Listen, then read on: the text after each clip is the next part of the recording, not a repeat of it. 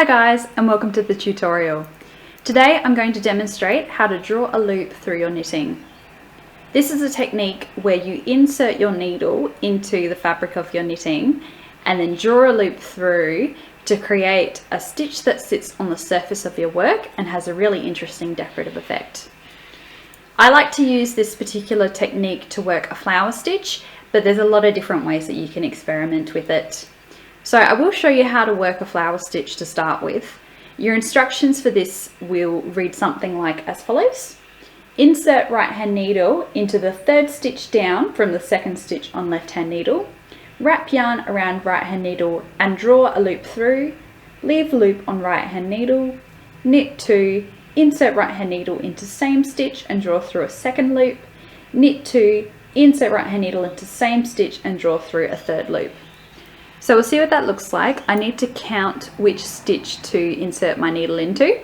So it said 2 stitches across.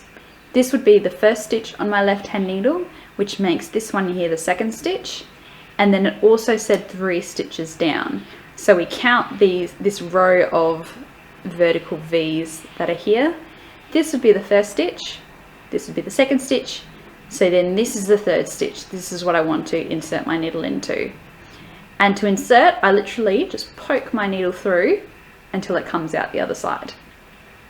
Then I need to wrap the yarn around the needle. So I do this just as I would for a yarn over. You just wrap the yarn around clockwise.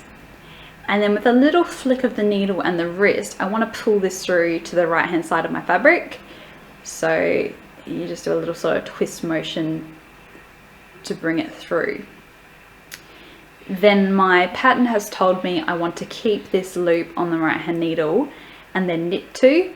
So I'm just going to knit 2 as I would normally.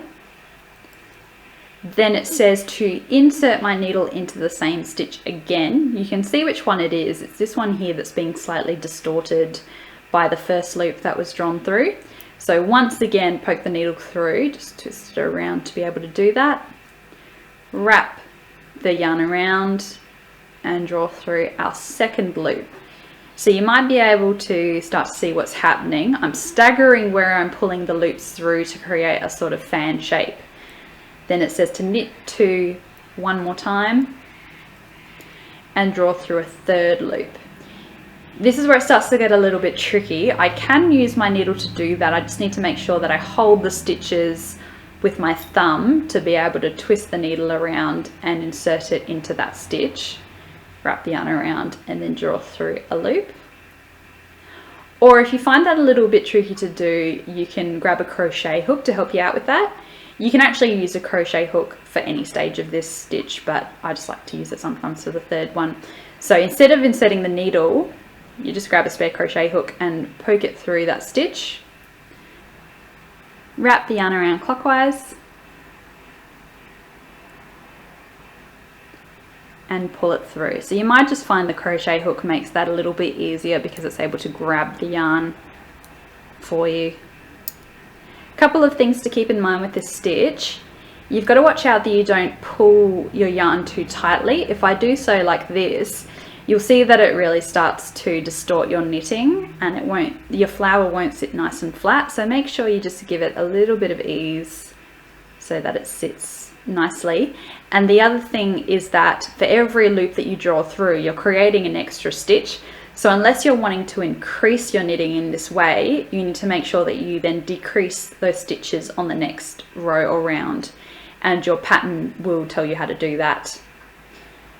So that's just one way that I can use the technique of drawing my loops through. I can insert my needle into any stitch of my knitting really. So your pattern might say to insert it into the third stitch down of the first loop on your left hand needle. So if this is the first loop here, it might say, you know, second or third stitch, and you just need to count which stitch it is that you insert your needle into, and then it's always the same, that you just wrap the yarn around and pull that loop through.